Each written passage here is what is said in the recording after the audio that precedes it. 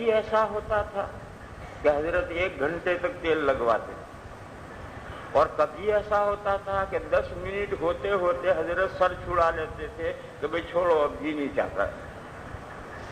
تو میں نے کہا، حضرت استاد نے فرمایا کہ میں نے سوچا کہ ایسا کیوں ہے، تو اور جو میں نے کیا تو اندازہ ہوا کہ جس دن میں باوضو تیل لگانے جاتا ہوں حضرت دیر تک تیل لگواتے ہیں، اور جس دن بے وضو گیا بہت جلدی سر چھڑا لیتے ہیں۔ یہ غور کرنے سے میری سمجھ میں بات آئی، تو پھر میں نے اس کی پابندی کی کہ ہمیشہ باوضو استاد کے سر میں تیل لگانے جایا کرتا تھا۔ تو امر منکر چاہے اتنے درجے کا ہو، یہ کوئی تو معمولی درجے کا منکر ہے، لیکن اس کا بھی قلب صافی پر اثر پڑ رہا ہے۔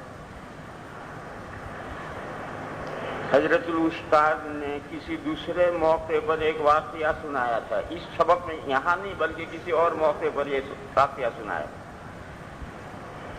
کہ حضرت شیخ الہند قدس سرہ جب کبھی تحصیل کے پاس سے گزرتے تھے، وہاں سے جا کر کے یوں تحصیل پر ہو کر کے یوں آگے اترتے ہیں، تحصیل کے قریب سے گزرتے تھے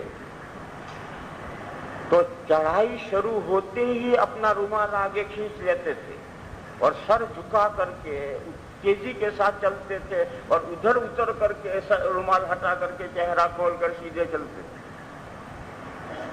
تو حضرت استاد نے فرمایا کہ ہم نے اپنے استاد سے پوچھا، حضرت شیخ الہند سے پوچھا کہ حضرت یہاں تحصیل کے پاس آپ کا یہ عمل کیوں ہے؟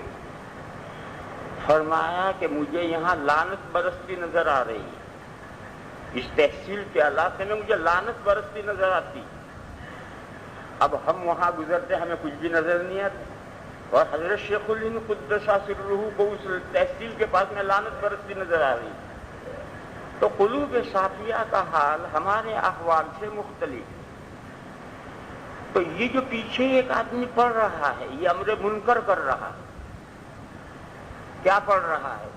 سورت پڑھ رہا ہے، فاتحہ نہیں، فاتحہ کی تو ابھی تک اباحت ہے، سورت پڑھ رہا، حضور کے ساتھ ساتھ سورت پڑھ رہا، یہ ایک امر منکر کر رہا ہے کیونکہ اس کی ممانعت کر دی گئی، اور اس امر منکر کا قلب نبوت پر اثر پڑ رہا ہے اور طبیعت میں انقباض پیدا ہو رہا ہے، پڑھنا ہے اور پڑھنے کو جی نہیں جا رہا۔ دیکھو یہاں سے یہ بات نکلی کہ امام کے پیچھے پڑھنا مکروہ تحریمی، خلاف اولا ہوتا تو اس کا قلب نبوت پر اثر نہ پڑتا، یہ امر منکر ہے، امر منکر کا کم سے کم درجہ مکروہ تحریمی ہے، لہذا اس کا قلب نبوت پر اثر پڑ رہا ہے۔ حضرت ابو ہریرہ رضی اللہ تعالیٰ عنہ فرماتے ہیں کہ حضور کا جو یہ ارشاد آیا، اس ارشاد کے بعد میں حضور کے پیچھے قراءت کی قطعاً صحابہ نے بند کر دی، پھر یہ غلطی کسی صحابی نے نہیں کی۔ پھر اگر کوئی غلطی ایسی کرتا تو پھر اسے سخت ڈانٹ پڑتی۔ یاد ہے وہ میں نے ذکر کیا تھا کہ حضور نے صفیں درست کرنے کا طریقہ پورے اہتمام سے سکھلایا، پھر حضور نے صفیں درست کرنا چھوڑ دیا، لوگ خود ہی کرنے لگے۔ ایک دن حضور نے پیچھے دیکھا تو ایک آدمی کا سینہ آگے نکلا ہوا تھا، تو حضور نے کتنا سخت ڈانٹا تھا، لَتُسَوُّنَّ صُفُوفَكُمْ أَوْ لَيُخَالِفَنَّ اللَّهُ بَيْنَ وُجُوهِكُمْ۔ اسی طرح سے حضور نے یہ مسئلہ اچھی طرح سمجھا دیا تھا کہ امام کے پیچھے پیچھے عمل کرو، آگے مت بڑھو امام سے، انما جعل الامام لیتم بہ۔ پھر حضور نے دیکھا کہ کسی نے امام سے پیش قدمی کی تو حضور نے اتنا سخت ڈانٹا تھا کہ اما یخشی احدکم ان یحول اللہ وجہہ وجہ حمار۔ تو ایسا یہاں بھی اگر کوئی آئندہ غلطی کرتا تو بہت سخت ڈانٹ پڑتی، مگر اس کے بعد پھر یہ غلطی کسی صحابی نے نہیں کی۔ اور حضرت ابو ہریرہ فرماتے ہیں کہ حضور کے اس ارشاد کے بعد امام کے پیچھے پڑھنے کا سلسلہ موقوف ہو۔ یہ حدیث شریف ہے۔ اب اس حدیث شریف میں زیر بحث دو باتیں آئیں کہ فاتحہ ممنوع ہوا یا نہیں ہوا، کیونکہ یہ واقعہ جو ہے یہ تو سورت کے بارے میں ہے کہ جو پڑھا ہے سورت پڑھا ہے، کیونکہ فاتحہ کی یہ بات تو اب تک باقی ہے، اور جب فاتحہ کی عبادت باقی ہے تو ایک ہی آدمی کیوں پڑھے گا اور متعدد نے پڑھا ہوگا؟ پھر وہ جو عبادت جب فاتحہ کی باقی ہے تو امر منکر نہیں ہوا، اور جب امر منکر نہیں ہوا تو قلب نبوت پر اثر کیوں پڑا؟ لامحالہ یہ وہ چیز ہے جو ممنوع ہو چکی ہے، اور وہ ممنوع ہو چکی ہے، فاتحہ کے علاوہ پڑھنا ممنوع ہو چکا ہے، وہ کسی نے پڑھا ہے اور اس کا قلب نبوت پر اثر پڑا ہے۔ بس ائمہ میں یہ بات زیر بحث آئی کہ حضرت ابو ہریرہ نے جو فرمایا کہ حضور کے اس ارشاد کے بعد جہری نمازوں میں حضور کے پیچھے پڑھنے کا سلسلہ موقوف ہو گیا، یہ عام ہے یا مخصوص من البعض ہے؟ اس میں اختلاف ہو گیا ہے۔ حنفیہ کی رائے ہے یہ عام ہے، یعنی اب پڑھنے کا سلسلہ موقوف ہو گیا، فاتحہ پڑھنے کا سلسلہ بھی موقوف ہوا، سورت پڑھنے کا سلسلہ بھی موقوف ہو گیا۔ دوسرے ائمہ کہتے ہیں ہوں صرف سورت پڑھنے کا سلسلہ موقوف ہو گیا ہے، فاتحہ کی عبادت تو اب بھی باقی ہے، اس پر کوئی نکیر نہیں ہے، اس کے پڑھنے کا سلسلہ موقوف نہیں ہوا۔ یہ دو رائیں پیدا ہو گئی کہ یہ جو حضرت ابو ہریرہ نے فرمایا کہ اس ارشاد کے بعد حضور کے پیچھے جہری نمازوں میں پڑھنا صحابہ نے بند کر دیا، یہ عام ہے یا امرود ہے؟ حنفیہ کہتے ہیں یہ عام ہے، یعنی سب کچھ پڑھنا موقوف کر دیا، فاتحہ پڑھنا بھی موقوف کر دیا، سورت پڑھنا بھی موقوف کر دیا۔ کیوں؟ صحابہ نے حضور کے عام ارشاد سے عمومی حکم سمجھا، جب عام ارشاد ہے اور اس سے عمومی حکم سمجھا گیا ہے تو اب اس میں فاتحہ کی اب تخصیص کرنے کے کوئی معنی نہیں ہے۔ وہاں تو پہلی حدیث میں تو الا بام القرآن کا استثناء تھا، یہاں کوئی استثناء نہیں ہے، لہذا امام کے پیچھے مطلق قرات بند ہو گئی، اب کوئی نہیں پڑھتا۔ دیگر ائمہ اتنے منشرح نہیں، جتنے احناف منشرح ہیں اتنے منشرح نہیں۔ تینوں ائمہ کا فی الجملہ ذہن یہ ہے کہ یہ جو پڑھنے کا سلسلہ بند ہوا ہے، یہ سورت کے پڑھنے کا سلسلہ بند ہوا ہے، فاتحہ اس میں شامل نہیں۔ پھر یہ جو تینوں ائمہ کا ذہن ہے، اس میں امام مالک اور امام احمد علیہم الرحمہ ایک قدم ادھر بھی ہے، ایک قدم ادھر بھی ہے۔ اسی لیے سری نماز میں مقتدی کے لیے فاتحہ مستحب بھی کہتے ہیں، جہری نماز میں سکتات میں اجازت دیتے ہیں، اور دور ہو تو اجازت دیتے ہیں، بہرے کو اجازت دیتے ہیں، اور امام کے ساتھ پڑھنے کو مکروہ تحریمی بھی کہتے ہیں۔ تو ایک قدم ادھر بھی ہے، ایک قدم ادھر بھی ہے۔ حضرت امام شافعی علیہ الرحمہ مضبوط مجتہد ہے، وہ جو طے کریں گے وہ ایک اٹل بات طے کریں گے۔ انہوں نے قوت کے ساتھ طے کیا کہ فاتحہ اس میں شامل نہیں۔ صحابہ جو رک گئے ہیں وہ صرف سورت پڑھنے سے رک گئے ہیں۔ اب فاتحہ کا کیا حکم ہے وہ اپنا الگ طے کریں گے۔ اتنی بات انہوں نے طے کر دی کہ یہ جو صحابہ پڑھنے سے رکے ہیں اس میں فاتحہ شامل نہیں ہے، صرف سورت پڑھنے سے رکے ہیں۔ اب فاتحہ کا کیا حکم ہے یہ الگ طے کریں گے، اور وہ پہلی حدیث سے طے کیا، اور وہ ضمیمہ جو آخر میں لگا ہے فَإِنَّهُ لَا صَلَاةَ، اس ضمیمہ کو لے کر انہوں نے مسئلہ طے کیا، وہ ان کے اپنے گھر کا مسئلہ ہے، ہمیں اس سے کوئی بحث نہیں کرنی کہ مقتدی کے لیے ان کے یہاں فاتحہ کس درجے میں ہے وہ جانے۔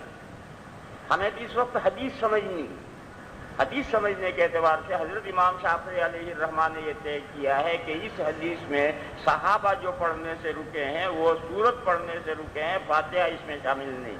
حنفیہ کہتے ہیں فاتحہ اور سورت دونوں کے لیے حدیث عام ہے۔ بس جھگڑا اس میں ہو گیا کہ حدیث عام ہے یا مخصوص من البعض ہے۔ حنفیہ کہتے ہیں یہ عام ہے، اس میں کوئی تخصیص نہیں ہے۔ امام شافعی علیہ الرحمہ فرماتے ہیں یہ عام مخصوص من البعض ہے۔ اختلاف کا ایک نقطہ یہ آیا، جب یہ نقطہ ہے احناف کے یہاں تو پہلی حدیث منسوخ ہو گئی، اور جب یہ نقطہ ہے شوافی کے یہاں تو یہ حدیث بھی ٹھیک ہے وہ بھی ٹھیک ہے، لہذا یہ مسئلہ اور طے کریں گے، یہ مسئلہ اور طے کریں گے۔ دوسرا نقطہ،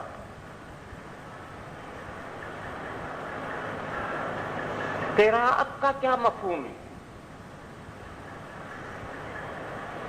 اس میں اختلاف ہو گیا ہے. حنفیہ کہتے ہیں قرأت کا مفہوم ہے قرآن پڑھنا. فاتحہ پڑھو یا سورت پڑھو سب قرأت ہے. ائمہ ثلاثہ کا تینوں کا ذہن یہ ہے کہ نہیں، قرأت کا مفہوم ہے فاتحہ کے علاوہ قرآن پڑھنا، یہ قرأت. فاتحہ قرأت میں شامل نہیں. یہ دوسرا نقطہ ہے جس سے حدیثوں کے سمجھنے میں اختلاف ہوا ہے. اب جتنی حدیثیں ہیں اذا قرأ فانصتوا، ائمہ ثلاثہ کہیں گے اس کا مصداق سورت، فاتحہ نہیں. من کان لہ امام فقراءۃ الامام لہ قراءۃ، ائمہ ثلاثہ کہیں گے اس کا مصداق سورت ہے، فاتحہ نہیں. کیونکہ ان کے ذہنوں میں یہ بات طے ہو گئی کہ قراءت کا مفہوم سورت پڑھنا ہے، فاتحہ پڑھنا قراءت میں نہیں. حنفیہ کہتے ہیں کہ یہ تخصیص بلا وجہ ہے، ناشی من غیر دلیل ہے، یہ بے دلیل بات ہے. قراءت کا لفظ عام ہے، اور جب فاتحہ کے علاوہ قرآن پڑھنا قراءت ہے تو فاتحہ تو بدرجہ اولا قراءت ہے. اور فاتحہ کے علاوہ سورت، امام کا سورت پڑھنا مقتدیوں کے حق میں محسوب ہو جاتا ہے، تو فاتحہ پڑھنا کیوں محسوب نہیں ہوتا؟ امام جو سورت پڑھتا ہے وہ اللہ کا نائب ہو کر پڑھتا ہے، تو فاتحہ مقتدیوں کا نائب ہو کر پڑھتا ہے. تو جب وہ اللہ کا نائب ہو کر پڑھ سکتا ہے اور وہ مقتدیوں کے لیے کافی ہو جاتا ہے، تو مقتدیوں کی طرف سے امام نائب ہو کر اللہ کی بارگاہ میں عرض کرے اور وہ کیوں کافی نہیں ہوگا؟ لہذا حنفیہ کے ذہنوں میں قرأت لفظ عام ہے، چاہے فاتحہ ہو چاہے سورت ہو. ائمہ ثلاثہ کے ذہنوں میں قرأت کا لفظ سورت کے ساتھ خاص ہے، فاتحہ قرأت میں نہیں آتا. اور قرآن کریم کی جو آیت ہے فَاقْرَؤُوا مَا تَيَسَّرَ مِنَ الْقُرْآنِ، اس کے سمجھنے میں بھی اختلاف ہے. وہ کہتے ہیں کہ فَاقْرَؤُوا مَا تَيَسَّرَ مِنَ الْقُرْآنِ، یہ آیت کریمہ نازل کیوں ہوئی؟ نازل اس لیے ہوئی کہ شروع اسلام میں رات کا بڑا حصہ تہجد پڑھی جاتی تھی، وہ حکم ختم کیا گیا ہے. شروع اسلام میں رات کا بڑا حصہ تہجد میں اس لیے گزارا جاتا تھا کہ جتنا قرآن نازل ہوا ہے وہ ہر رات دور کرتے. کیوں؟ بڑی عمر کا جو قرآن یاد کیا ہوا ہے وہ پتھر میں لکیر نہیں ہوتی ہے، وہ بہت جلدی بھاگتا ہے، اسے بہت زیادہ پڑھنا پڑتا ہے اور دور کرنا پڑتا ہے. تو شروع اسلام میں جو قرآن یاد کیا تھا اسے ہر رات میں دور کرنا ہے. جتنا قرآن یاد کیا ہر رات میں تہجد میں پڑھو. جو ہر رات میں تہجد میں پڑھے گا تو کہاں سے بھولے گا؟ پھر جب یاد کرتے کرتے مشق ہو گئی اور اب پڑھنے کی بھی عادت پڑ گئی تو پھر تہجد کا یہ حکم ہلکا کر دیا گیا ہے، یعنی فرضیت سے استحباب کی طرف منتقل کر دیا. پہلے تہجد فرض تھا، اب تہجد مستحب.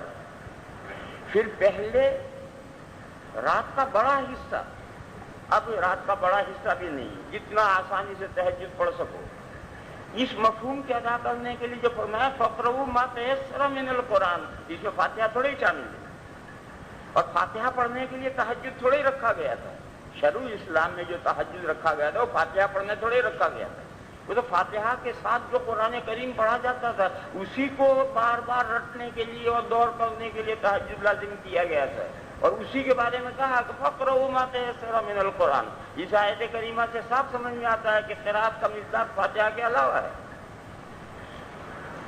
یہ سوچنے کا انداز ہے ائمہ ثلاثہ کا. اب وہ تمام آیات اور تمام احادیث کو اسی نقطۂ نظر سے سوچیں گے کہ فاتحہ کسی چیز میں شامل ہے ہی نہیں. اذا قرأ فانصتوا میں بھی شامل نہیں ہے، اور اذا من کان لہ امام فقراءۃ میں بھی شامل نہیں ہے، اور فاقرؤوا ما تیسر من القرآن میں بھی شامل ہے. فاتحہ الگ ہے. حنفیہ کا نقطۂ نظر اس سے بالکل مختلف ہے کہ یہ سب تخصیص فاتحہ کی بلا وجہ ہے. کوئی ایسی دلیل نہیں ہے کہ جس سے فاتحہ کی تخصیص ہو. اور قرأت کا مصداق فاتحہ بدرجہ اولا ہے، لہذا ان حدیثوں کا مصداق جو ہے فاتحہ بھی ہے. یہ حنفیہ کا ذہن ہے. یہ اپنے ذہن سے تمام روایت کو سوچیں گے، وہ اپنے ذہن سے تمام روایت کو سوچیں گے. مسئلے میں اختلاف کی یہ دو بنیادیں. پہلی بنیاد یہ کہ یہ جو روایت آپ پڑھ رہے ہیں اس میں جو حضرت ابو ہریرہ نے کہا کہ اس ارشاد کے بعد صحابہ نے حضور کے پیچھے پڑھنا بند کر دیا، یعنی سب کچھ پڑھنا بند کر دیا، فاتحہ بھی پڑھنا بند کر دیا، یہ حنفیہ کا نقطہ نظر ہے۔ ائمہ ثلاثہ اس میں امام مالک اور امام احمد ڈھیلے ڈالے ہیں، کبھی ایک قدم ادھر رکھ دیتے ہیں، کبھی ایک قدم ادھر رکھ دیتے ہیں، یہ مضبوط مجتہد ہونے کی علامت نہیں۔ اور حضرت امام شافعی علیہ الرحمہ میں دو خصوصیتیں تھیں، وہی دو خصوصیتیں جو امام ابو حنیفہ میں تھیں۔ امام ابو حنیفہ میں دو خصوصیتیں کیا تھیں؟ ایک تو غضب کے ذہین تھے اور فیصلہ کرنے میں مضبوط تھے۔ یہ امام ابو حنیفہ کی دو خصوصیتیں، ذہین غضب کے ذہین تھے، ان کے ذہانت کے واقعات ہیں، اور جو فیصلہ کرتے تھے وہ مضبوطی سے فیصلہ کرتے تھے۔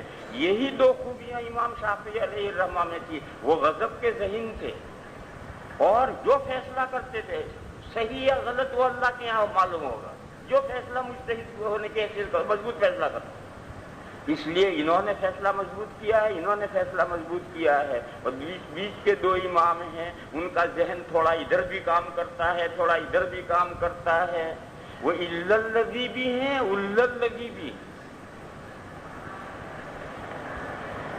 یہ میں نے اس لیے بتلایا کہ دیکھو یہ ساری روایتیں تمام مجتہدین کے سامنے ہیں، ایسا نہیں ہے کہ بعض روایتیں امام شافعی جانتے ہیں دوسری نہیں جانتے، اور بعض روایتیں ابو حنیفہ جانتے ہیں دوسری نہیں جانتے، نہیں، ساری روایتیں ہر مجتہد جانتا ہے۔ پھر انہوں نے یہ فیصلہ کیوں کیا، انہوں نے یہ فیصلہ کیوں کیا، اختلاف کی جڑ میں نے بتلائی کہ اختلاف کا اصل بنیاد یہاں۔ عن ابی ہریرہ رضی اللہ تعالی عنہ ان رسول اللہ صلی اللہ علیہ وسلم انصرف من صلاة جہر فیہا بالقراءة فقال هل قرأ معي احد منكم آنفا فقال رجل نعم یا رسول اللہ قال انی اقول ما لی انازع القرآن قال فانتهى الناس عن القراءة مع رسول الله صلى الله عليه وسلم فيما يجهر فيه رسول الله صلى الله عليه وسلم من الصلوات بالقراءة حين سمعوا ذلك من رسول الله صلى الله عليه وسلم۔ وفي الباب عن ابن مسعود وعمران بن حسين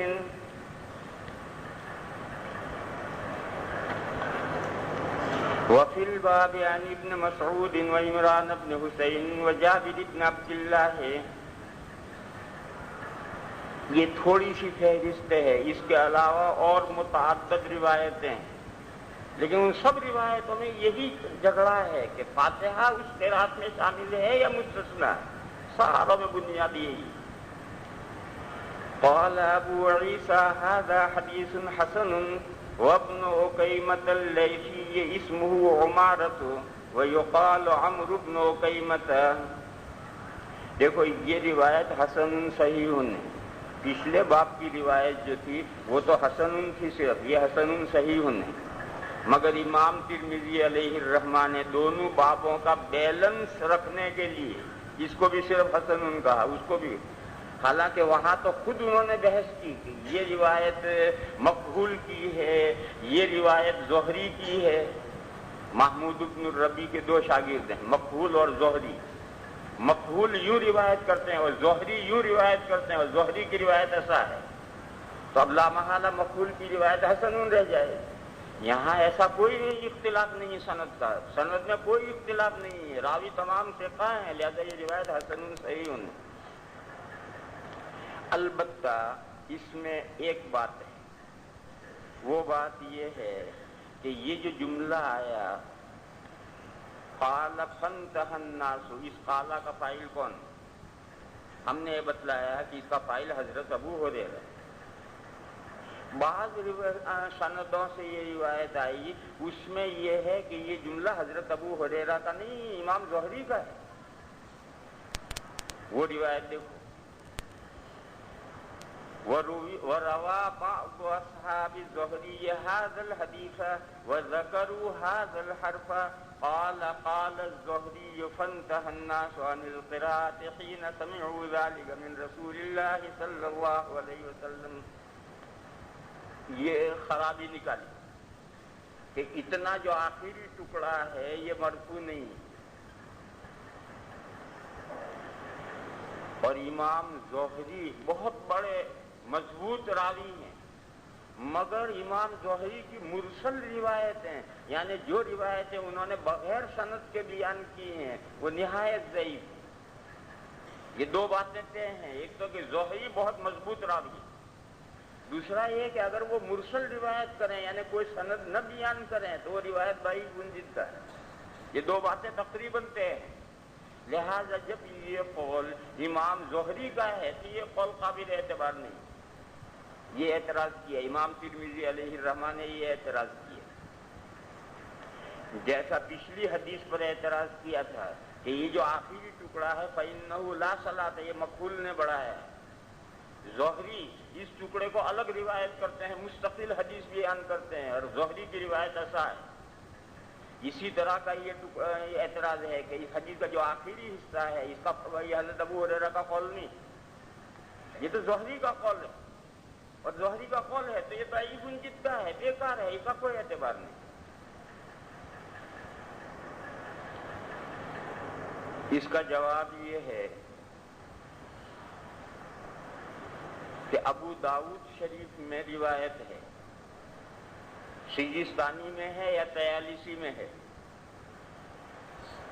قال الزہری قال ابو ہریرہ، یہ دو قال ہیں، قال الزہری قال ابو ہریرہ، امام زہری نے فرمایا کہ حضرت ابو ہریرہ نے یہ ارشاد فرمایا، لہذا صراحت ہے کہ یہ قول حضرت ابو ہریرہ کا ہے، بغیر صراحت کے ہم نے مرجع متعین نہیں کیا۔ پھر سوال ہوا کہ یہ جو عبارت آئی ہے کہ قال الزہری، اس کا جواب یہ ہے کہ امام زہری رحمت اللہ علیہ کا سبق بہت بڑا ہوتا تھا، اجتماع بہت بڑا ہوتا تھا، بہت بڑے محدث تھے، اس لیے بہت سارے طلبہ ہوتے، اور اس زمانے میں لاؤڈ اسپیکر تو تھا نہیں، بڑا مجمع ہوتا تھا تو مستملی جو لکھوانے والا ہے وہ مجمع کے بیچ میں کھڑا ہو کر استاد بولے گا، وہ سن کر زور سے بولے گا اور سارا مجمع لکھے گا۔ تو کسی کو آواز صحیح نہیں پہنچی تو اس نے اس مستملی سے پوچھا ماذا قال الاستاذ، تو اس نے کہا قال الزہری فانتہى الناس، یعنی استاد نے یہ جملہ حدیث کے آخر میں بولا ہے، وہ جملہ اس نے لکھوایا، یہ اس کا مفہوم ہے۔ اور یہ تعویل کیوں کرنی پڑی کہ ابو داؤد کی روایت میں صراحت موجود ہے، قال الزہری قال ابو ہریرہ، ان دونوں باتوں میں جمع کرنے کی یہی شکل ہے، تعویل کے بغیر جمع ہو ہی نہیں سکتے۔ بات آگے بڑھاؤ، حضرت امام ترمذی علیہ الرحمہ وکیل ہیں دوسری جماعت کے، میں نے کہا تھا کہ اب مدعی ہیں احناف، یہ کہتے ہیں کہ جہری نماز میں امام کے پیچھے مطلق قراءت مکروہ تحریمی ہے، فاتحہ بھی مکروہ تحریمی ہے اور سورت بھی مکروہ تحریمی ہے۔ اب یہ مدعی ہیں، یہ دلیل پیش کریں گے، دوسرا فریق اعتراض کرے گا، دوسرا فریق یہاں امام زہری وکالت کر رہے ہیں، جس لیے انہوں نے وکالت کی، لہذا اب امام زہری دوسرے فریق کی طرف سے امام ترمذی علیہ الرحمہ بولتے ہیں کہ اس حدیث سے یہ استدلال کرنا کہ امام کے پیچھے فاتحہ جائز نہیں، سورت میں کوئی اختلاف نہیں، اس میں سب متفق ہیں کہ سورت امام کے پیچھے جائز نہیں، لیکن امام کے پیچھے فاتحہ جائز نہیں ہے، یہ بات اس حدیث سے ثابت نہیں ہوتی۔ کیوں کا وجہ جواب جو میں نے دیا وہ زیادہ قابل اطمینان ہے۔ میں نے جواب یہ دیا کہ ان بزرگوں کا ذہن یہ کام کر رہا ہے کہ قراءت میں فاتحہ شامل ہی نہیں ہے، اور صحابہ رکے ہیں امام کے پیچھے قراءت کرنے، یعنی سورت پڑھنے سے، فاتحہ ان میں شامل ہی نہیں۔ یہ بہت مضبوط بات ہے، لیکن حضرت امام ترمذی علیہ الرحمہ یہ بات نہیں کہہ رہے، اور جو کچھ کہہ رہے ہیں وہ سب کمزور بات ہے جو وہ ارشاد فرما رہے ہیں۔ کیا فرماتے ہیں؟ پہلے ایک محاورہ سنو، دخلا کا مصدر بدلنے سے بھی معنی بدلتے ہیں اور شیلا بدلنے سے بھی معنی بدلتے. دخل یدخل باب نصر.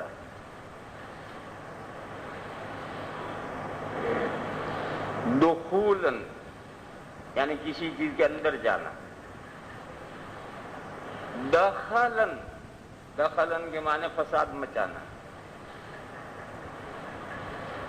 مصدر جب بدلے گا دخل یدخل دخولاً معنی کسی چیز کے اندر جانا، اور دخل یدخل دخلاً معنی فساد مچانا.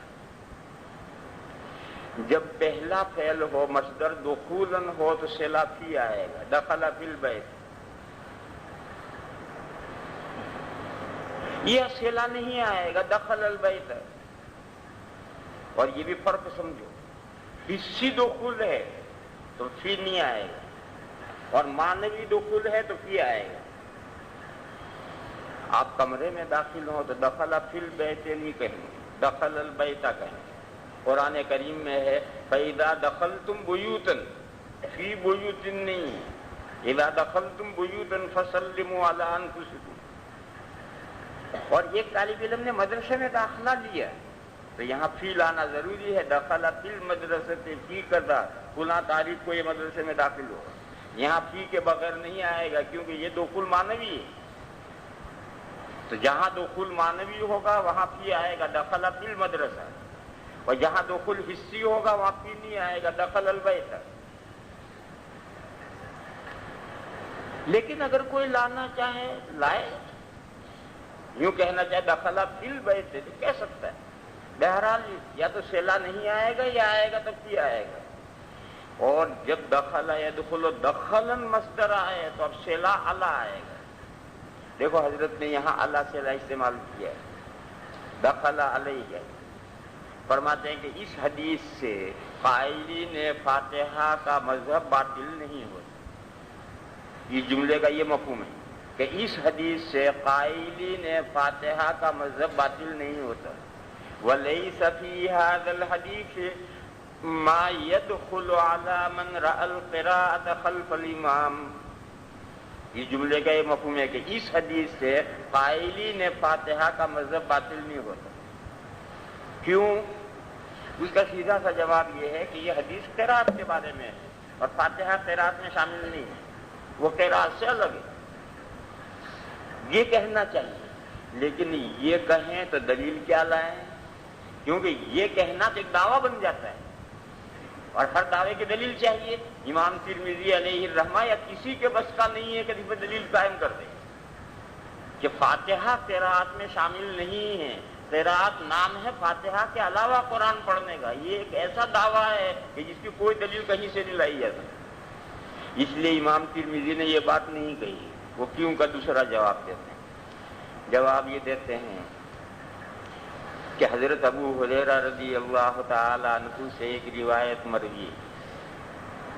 حضرت نے سبق میں حدیث سنائی کہ حضور نے فرمایا من صلی صلاۃ لم یقرأ فیہا بأم القرآن فہی خداج. خداج ان کے معنی غیر و تمام، نماز ناقص. تو ایک طالب علم نے کہا کہ ہم کبھی امام کے پیچھے ہوتے ہیں، انی اکون احیانا وراء الامام، یعنی ایسی صورت میں کیا حکم ہے؟ تو حضرت نے فرمایا کہ اقرا بہا فی نفسک، ایسی صورت میں سرن فاتحہ پڑھ. تو حضرت امام ترمذی فرماتے ہیں کہ دیکھو امام کے پیچھے سرن فاتحہ پڑھنے کا حکم دے رہے حضرت ابو ہریرہ. پھر حضرت ابو ہریرہ کی اس حدیث سے آپ فاتحہ کی ممانعت کیسے ثابت کریں؟ ورنہ تو راوی کی حدیث اور راوی کا فتویٰ متعارض ہو جائے گا. یہ نہیں ہو سکتا. اس حدیث سے اگر آپ فاتحہ کی ممانعت سے ثابت کریں گے تو راوی کا فتویٰ اس کے خلاف ہے.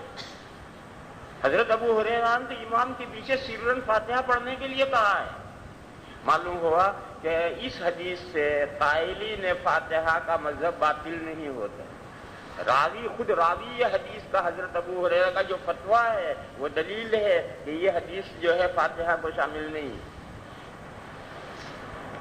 یہ میں نے وہ بات سمجھائی جو امام ترمذی نے جس طرح سے کہی ہے. دیکھو ملاؤ وليس في هذا الحديث ما يدخل على من رأى القراءة خلف الإمام لأن أبا